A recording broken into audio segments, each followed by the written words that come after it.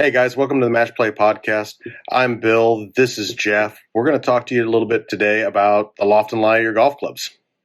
Let's do it. So I think a topic that's super important when it comes to obviously getting fit for golf clubs, as well as understanding your ball flight and how a club itself can affect how it performs in your hand with your swing, is loft and lie. Oh, without a doubt. It's one of the absolute fundamentals of club fitting. Length, loft, lie. It can be to your benefit or to your detriment, depending on your swing. And it's, like I said, one of the most vital parts of a golf club. Whether or not it's toe down, toe up, perfectly square, everything like that is going to affect starting line, as well as consistency on the face, your actual ball strike location. Yeah, absolutely. I think a good way to show it is obviously with a club. This is a 8-iron. So loft, we're talking about this loft. Lie, we're actually talking about how this club is sitting reference to the shaft. So this would be more upright, and this would be flatter. The more upright a club is in reference to the shaft, you're actually going to tend to see a ball that wants to move right to left if you're a righty, or left to right if you're a lefty. And the flatter it goes, the more that club is actually going to tend to hit the ball or have a spin that's going left to right for a righty or right to left for a lefty. The best way we can show that is by taking an alignment stick with magnet on it and putting it on the face. So as we show it here, obviously as we increase loft, which would be going towards like a 9-iron or a pitching wedge or wedges, we're going to have a face. Let's say this is flat. The more loft we go, that kind of tends to start pointing towards the left. And the loft and lie throughout our bag changes accordingly. But as we start to flatten that club, you can see that club's now pointing this direction. Mm-hmm. So that's where we're seeing that ball starting to have a spin axis that's now going away from, let's say it's a righty, so going towards the right. And then as we bring the club more upright, you can see that actually goes to the left. Absolutely. And that point exactly is why it is so important to have a properly fitted lie angle. Not just, standard. Everybody's a little bit different. Some people are standard, and, good for them. But for the most part, some of us have some sort of adjustment based off of the way we bring the golf club through impact. Whether it be higher hands, lower hands, more forward press, more backward lean, all that stuff needs to be looked at for you to really find a lot of center face strikes and a lot of consistency within your game. Would you agree? Absolutely. Yeah. Without doubt. It can also come down to, if we put the magnet on the face, and let's say you do like to forward press that club a lot, or you're coming in with the hands with forward shaft lean, the more we forward shaft lean the club, you can see that face opens. Mm-hmm. So if you have that initial forward shaft lean, your takeaway is going to be inside, that face is going to be open. You're probably going to hit a draw, hopefully, depending on how the face actually comes through and the path actually is. But if you forward shaft lean and you're hitting slices, bring the shaft back.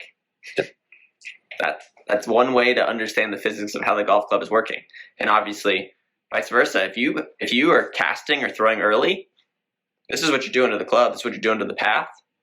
If you hit slices because of this, it's because you're throwing early.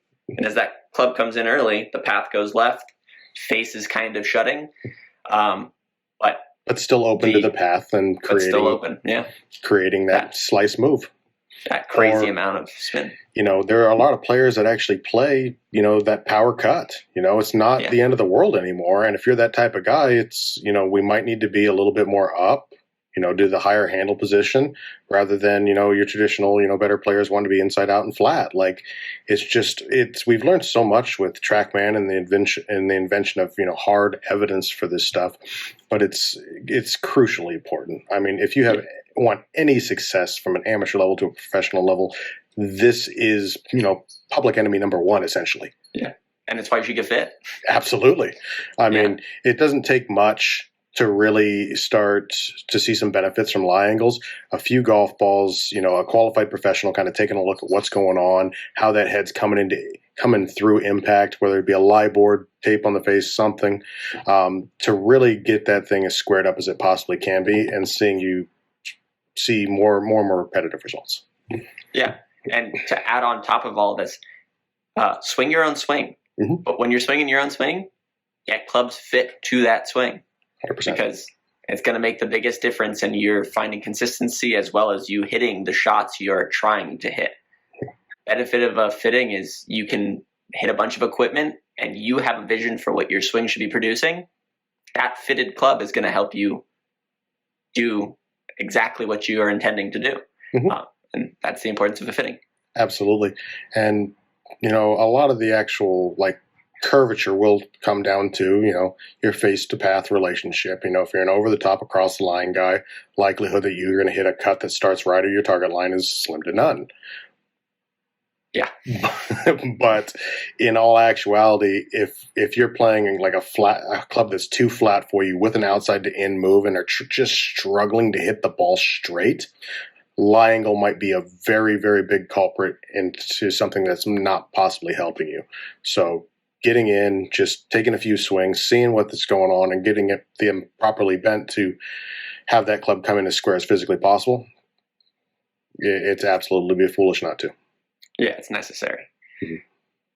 All right, Bill, I know we were kind of talking about this a little bit before. I was talking about a hybrid that I have, mm-hmm. and this is a club that I've had in the past where I can't trust that it goes or is going to do the shot I want to hit. And there is obviously the club I have has a shaft that I can adapt the loft and the lie with. And so the parameters that are on that shaft indicate that where I had it should have been helping me produce the shot I wanted, but the execution of that shot in actual rounds wasn't there.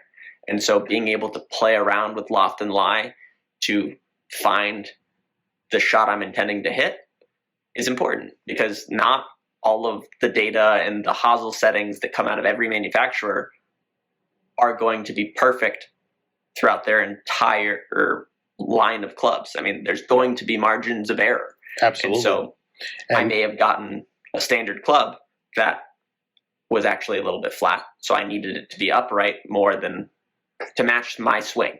Exactly. And especially to your point, what you're trying to do, like you said in that small conversation we had, you had a tendency to leave it open, kind of block it right. And not a big block, just more of a push. You're more of a draw player, and if you leave it on that draw line and never really comes back, well, then we have an actual problem. And tilting that thing slightly upright from its former setting is a great way to go. It'll only help you close the face a little easier, as well as get that face slightly shut the path to produce that draw. Yeah, and it's giving me the confidence to know that the ball is not going to just fly right and I can't hook it. Yeah, exactly. Obviously, sometimes it's good to know that a club is never going to go one direction, mm-hmm. or it will only go one direction and not another. But when you are predominantly playing a shot shape and that's what you count on, you need to make sure your equipment's working and you can trust it. Absolutely. Especially going into tournaments. So that's what I did, and I'm hoping it'll stay true to what I've been seeing off the club, and hopefully I can produce some low scores from it. But again, that's just going on the importance of loft and lie based off of your swing.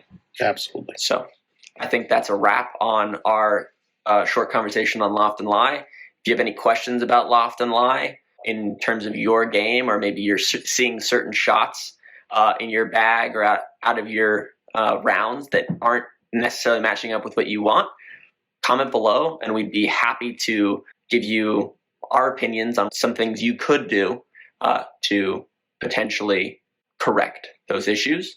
And hit that like button and subscribe. We appreciate it. Thanks for tuning in, everybody. Bye. Yeah. Bye.